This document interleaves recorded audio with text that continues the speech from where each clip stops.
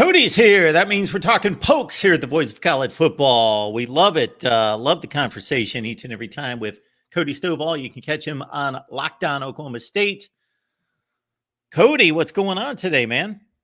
It's a pleasure, Mark. Thank you very much for having me once again. Life is good in football country for Oklahoma State. Basketball is it's a wild, wacky situation, but thankfully we can take some solace in the fact that Oklahoma State football should have the roster to take them back to Arlington and potentially even beyond that.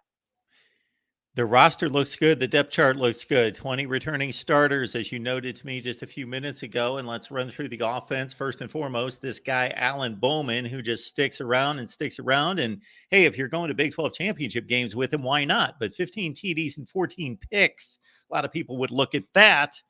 But then again, when he's chalking off those W's, there's nothing wrong with that. Well, I think statistically, you just hinted at why there is going to be at least some semblance of a quarterback competition coming into the season. There's a decent amount of fan base that isn't super excited about the idea of having a quarterback competition. But at the same time, you just pointed out numerically, when Alan Bowman was asked to do a little bit more, right? Because there's games that are inevitably going to happen throughout the season where you need your quarterback to throw the team on his shoulders for at least a game or two, right? Those games are the games that we lost. Therefore, the quarterback competition should be pretty realistic. If Oklahoma State has their sights set on a 12-win, 13-win style season, can Alan Bowman lead us back to 10 wins? Yes, likely he could. Can Alan Bowman lead us beyond the 10-win mark? That seems to be the question. So maybe he shouldered a little bit more in that bowl game win against Texas A&M with 402 yards and 2 touchdowns. So maybe a little bit more of that Alan Bowman. But as we look at the candidates that are pushing him, who do you like? How do they stand out? What does their skill sets look like? Well, I really like the development of Garrett Rangel, right? When Garrett Rangel came to Oklahoma State, he was a 247 composite 4-star, ESPN 4-star. He chose Oklahoma State like places over Utah and Houston, Northwestern, amongst others. He went from 182 pounds when he arrived on campus to now being 208 pounds. So when it comes to the development of a position, there's not very many places, I would say, that could take a quarterback from 180 pounds to 208 pounds. And that's always been the reservation on Garrett Rangel, is that he was too small to be playing at this level. And truth be told, his very first game starting, he got hit in the chest and then missed 3 games. So it's not like, physiologically he was up to snuff. He had to physically get to where he's at now. And Mike Gundy has said 73 million times, it takes quarterbacks 3 years in his system to really understand what they're looking at. And I just had Rangel on the show the other day. He did validate that, right? Year 3 now, everything slows down significantly. It's not a matter of understanding the playbook now. Now it's a matter of understanding how to look off a defense, right? How to isolate a linebacker to get somebody in the route tree open by design. These are the things that Garrett Rangel's been able to work on recently that should be able to shine throughout the course of the spring. And then Zane Flores, that he's the shiny new toy that nobody's got to see yet. He's the shiny new toy that was also a 4-star prospect, Mr. Nebraska for football, comes in Oklahoma State 6'3", 207. So the weight gain that Garrett Rangel's been working 3 years on is something that Zane Flores walked in the building already with.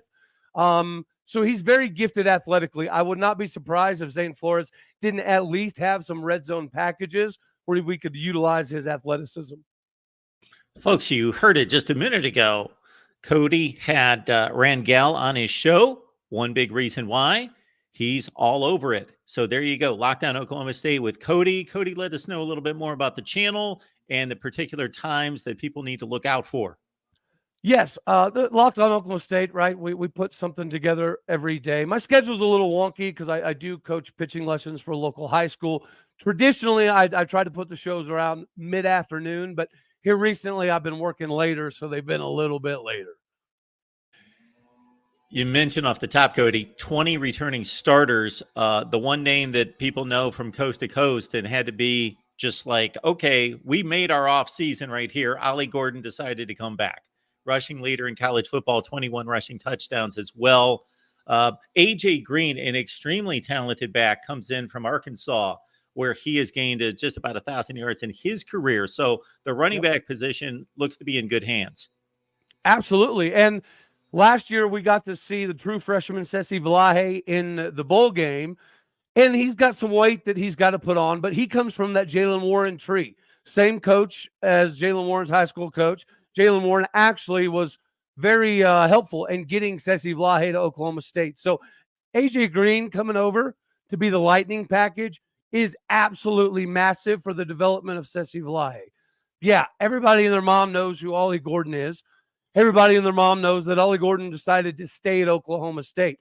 And there's no, disgruntlement about why he came back and what he's trying to accomplish. He came back to chase some of the Thurman Thomas and Barry Sanders records, point blank, period. Financially, Oklahoma State was able to come through and put him together a package that he was happy with. But more than anything, it was about chasing Barry Sanders and Thurman Thomas record books than the money. Obviously, these guys can only go as far as the offensive line. Typically, they'll make some moves and do some things on their own, but you need that consistent push up front. And it's a pretty easy analysis with 20 returning starters that the offensive line mostly is coming back as well. Yes, we have all 5 guys returning from last offensive line, as well as the sixth man, right? Taylor Materko. He's a guy who can play a little bit of left tackle, a little bit of right tackle. He has played both spots at guard. So we've even got the sixth man that rotates in there as well, not to mention another gentleman we're about to have on the show, Isaiah Glass. He had 2.5 years starting at Arizona State before he transferred into Oklahoma State, which he's going to talk about on the show. But, I mean, that's a ballsy move, right? You returning to a place that has 6 starting O-linemen returning. That either tells me that something about Oklahoma State was absolutely phenomenal to you, or you really feel like you're talented enough to knock off a couple guys who've already been starting it for a few years. To me, that speaks for the talent and depth that is finally in the offensive line. And we got to take into consideration as well, we brought Charlie Dickey over from Kansas State, right? He was an absolute legend under Bill Snyder's offensive lines. And then at Oklahoma State, we're asking him to do a bunch of pass pro for his first few years. Last year was the first time that we let our offensive line coach just go to work, right? Grab a hold of a guy, stay focused on something super simplistic, and just dominate an area of operation. Not all the fancy pass pro stuff. This is where Charlie Dickey is most comfortable, and you saw that out of the O-line last season. This season should be no different.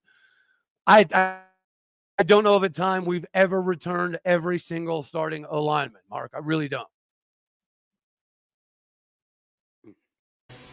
Now, Cody, checking out the wide receivers, of course, you got a situation where Jaden Bray has left the program, 30 catches, couple touchdowns last year. DeZon Stribling, he's a guy that was very productive at Washington State, 44 and 51 catches the 2 previous seasons, only played 4 games last year. I would assume that he's a big part of what Oklahoma State wants to do this year. Yeah, I mean, Oklahoma State is pretty historically known for always having at least one big-time wide receiver, right? Last season, I think that big-time guy emerged, which is Leon Johnson III. We'll see how his pro day shakes out here in a few days. But with Leon Johnson III now being off to the NFL, this should be Dejon Stribling's team from the X position. We've always had a dominant X, whether it be a Des Bryant or a Justin Blackman or James Washington, Colin Wallace, so on and so forth. That should be Dejon Stribling. And Dejon Stribling was leading the team in receptions and yards before his injury, which I believe was week 3 or week 4. That really put us behind. Now, it did allow Leon Johnson III to emerge and put himself a nice little NFL-style film cut together. But, yeah, Dejon Stribling should be the unquestioned dude. And then Brennan Presley. Brennan Presley is one of the best slot receivers in America. You know what I mean? He would have had 1,000 yards last year if somebody didn't write down a number wrong and pulled him out of a game early. All right. And then really, that happened. Yeah. So one of our stat guys told him he was over 1,000 yards. So they pulled him out of the bowl game and everybody's doing their high fives. And then they found out afterwards that he was actually 11 yards shy and we should have gave him at least 1 or 2 more snaps. Hmm. I would And not then like to be the other that spot, guy. I feel bad for that the guy, but Z he's a trainer, the not a Z receiver mathematician. spot, it should be Rashad Owens, right? He's a fifth year returning senior, but the consensus 4-star wide receiver, Talon Shetron. If Talon Shetron can stay healthy, that should be a spot of competition. Yeah, we return our guy Rashad Owens, but if we're going off of who should be the best players, I think Talon Shetron is going to have a really good shot at bumping off Owens for that Z spot. Owens caught 63 balls last year and was the MVP of the Texas Bowl win. As we look at the tight end position, you've got what in the works there? Well, we got Josiah Johnson off to the NFL as well. So we brought in Tyler Foster, 6'7", 252-pound tight end from Ohio. Obviously, at the MAC level, he was absolutely dominant. He should be able to carry over from what Josiah Johnson was able to provide last year. But we also have Quentin Stewart. Quentin Stewart has been at Oklahoma State for 5 years now. So the development coming through the program has worked for him. He's 6'3", 245 pounds. He's more of a blocking type, but I think he's only dropped one pass he's ever been thrown. So he's not a target traditionally for receptions, but when we do throw him the ball, he can catch. I actually, if Tyler Foster can carry over from where Josiah Johnson left off, our tight end position should actually expand this year a decent amount. Talking to Cody Stovall, and he's talking up the Cowboys here, coming off a Big 12 championship game appearance last year. And of course, it's a whole new Big 12 -2, +4. And you can catch a lot of that talk, of course, on Lockdown Oklahoma State every day with Cody. All right, let's look at a defense that obviously was torn to shreds in the Big 12 championship game, but Texas did that to a lot of people. The rankings weren't the best. But what would be your thoughts about the performance and how it should improve? And again, a ton of guys coming back. Well, I think part of last season, obviously, was getting used to Brian Nardo's new 3-3-5 defense. And we also, in the offseason, we got a new defensive line coach. We brought in Paul Randolph, formerly of Indiana, but he's been coaching the defensive line for 25 years, 22 of those just strictly defensive line. He does have some stops, at a professional level as well. That should help the defensive line tremendously. But again, the defensive line was, I think, second in the conference in sacks, fourth in the conference in tackles for loss. We were number 1 in the conference in turnover margin. We were number 4 in the conference in interceptions. So even though statistically in second and third quarters, we got destroyed, Mark, we did. For some reason, that's something that Brian Nardo is going to have to correct in year 2. But when you return everybody, okay, you should be pretty good. The only position that we have guys that either graduated or went on to the NFL is defensive end. Defensive end is going to be the biggest position of concern, I think, to some degree for this Oklahoma State ball club. Linebacker, not a worry, right? We got Nick Martin returning with 141 tackles. And then you have Justin Wright, who came over from Tulsa after 111 and 121 tackle seasons. He tore his ACL, so that allowed the emergence of Xavier Benson, but he's back to healthy. Nick Martin is a beast. Colin Oliver's an All-American. The fun one here, Mark, is Kendall Daniels was a freshman All-American 2 years ago at free safety.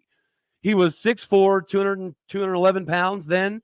He's 233 pounds now. Our free safety, 6'4", 233 pounds. So I think the idea here is to scoot him up a little bit so he can be more of a headhunter. And we've got Kobe Hilton coming over from UTEP, a safety. And then we've also got Trey Rucker returning. So the safety position should be very, very fun to watch. And it should be interesting to see what Kendall Daniels' new role is. Folks, if you're not into stats, let me point it out for you what Cody is telling us about Nicholas Martin. 140 tackles. Like, that doesn't happen hardly ever. He's racking up 40% more tackles than a dude that has 100 tackles. And most teams don't even have a guy that has 100 tackles. And OK State had 3 of those guys last year. So this was obviously a boom or bust defense, because you gave us all the positive stats in addition to all the negative explosive stats against the defense. So do you think they're okay with saying, let's do the same thing? Let's let these guys run free, make hits, make plays on the ball. We're going to give up some plays, but actually, with all these guys coming back, they should be a little tighter in their technique, maybe eliminate some of those big plays. So why change anything? That you're 100% right. That last season, and again, the second and third quarters, we were one of the worst teams in the United States of America giving up yards, right? There's no question about it. But the fourth quarters were very good at times. The fourth quarters were times where our defensive coordinator found ways to get forced fumbles, interceptions, some sort of turnover late in the fourth to win a game. I think that is a direct reflection of the talent that we have. The youth is no longer youth, right? All of that youth is now basically considered a veteran due to the number of starts. They're not changing anything. We're not adding anything. It's more of understand your responsibility, get better in verbal communication, and then fly around and attack. Absolutely. We're going to give Cody, up some shots because we're going to be aggressive. So, Cody, your place kicker hit on 27 of 34, just a tick under 80%. Alex Hale, you shared punting duties between a couple guys. Are those guys coming back? So Alex Hale's gone, right? He's taken his talents elsewhere. He was a fifth-year grad senior last season. So we are breaking in a new kicker. I do believe it should be Logan Ward. Logan Ward has a very, very big leg. Accuracy has been a little bit of an issue for him. But again, we're talking 3 years into the program. This should be the time where we see him take control of the kicking job. As for punting, we just had Hudson on the show. And Hudson actually, went into depth in regards to how the punting is going to work out. As it sits right now, if we need a 70-yarder, we're going to put in West Paul. West Paul's our big leg guy. If we need to pinpoint something, it'll be Hudson Clark. So I think more often than not, Hudson Clark will be the guy, right? He's ambidextrous. He can roll right and kick. He can roll left and kick. He can throw right. He can throw left. He's an Australian rules football player, right? He's 6'1", 220 pounds, and he runs a 4.6. He's not your standard punter. He cannot wait to take off. He's going to be a guy that we can use on fakes. He's going to be a guy that teams are going to have to take into consideration is a legitimate weapon to take off and run. So the punting this season should be an absolute blast, Mark. I know, punting being fun, but I promise you, our punter, he's a different breed. It's going to be a blast. And we're not even talking about Iowa football. Okay. I will be looking out for OK State in the punting game. Cody Stovall's here, everyone. You see the X handle right there, all day O State. And then, of course, locked on Oklahoma State. All right, Cody, I'm going to take us from the personnel breakdown to big picture. You and other Big 12 fans, so I'm even going to take it beyond, of course, the Cowboys. The conference did a great job to fortify itself through all this realignment mess over the last 3 or 4 years. Brett Yormark standing strong with the current members of the Big 12, bringing in some key pieces, obviously, from the West and the Pac-12. The Pac-12 implodes. The ACC, we see all the chaos going on with Clemson and Florida State taking charge over there. And now we've got a bit of an alliance to a certain extent between that's very rough, very just a framework of something between the SEC and the Big Ten. So have Big 12 fans gone from, hey, we're solid, we're strong, to, okay, what's going on here? Because there's a lot of rumor out there about the SEC and the Big Ten taking over the sport and just kind of laying waste to everybody else.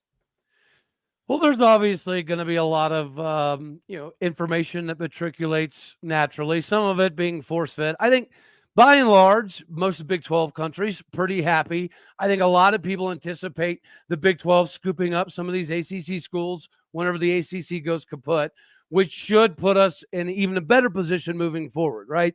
But as far as Oklahoma State is concerned, I can tell you we're not concerned one way or the other. Would we prefer the Big 12 to stay together? Absolutely, all day, every day. Do we understand that if it does go to that two-division model, that Oklahoma State's probably pretty safe no matter what? I would say so. Every model that I'm seeing has Oklahoma State either in the new SEC or staying alive in the Big 12. So we're fine in Cowboy country. But how ironic is it, Mark, that a decade ago we couldn't have said that?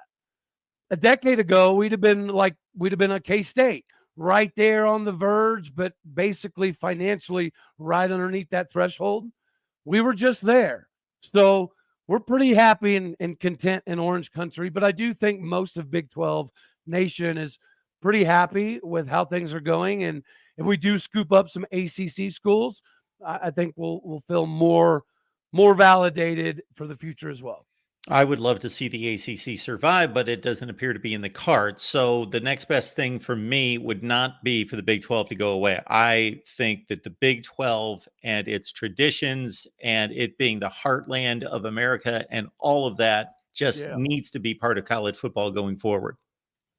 And I think if it does, it'll be a good marketing scheme for Brett Yormark to capitalize, because everybody knows that the shakeups to college football are because of the SEC and the Big Ten.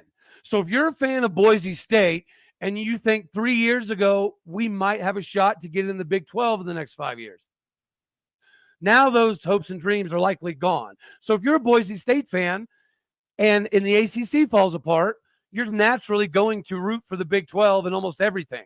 So the Big 12 should pick up some new fans the more wild this thing gets, realistically, because we'll be, the little guy going on against the two big giants. So I think nationally, that would be great for the Big 12. I'm with you. I don't want to see the ACC go anywhere.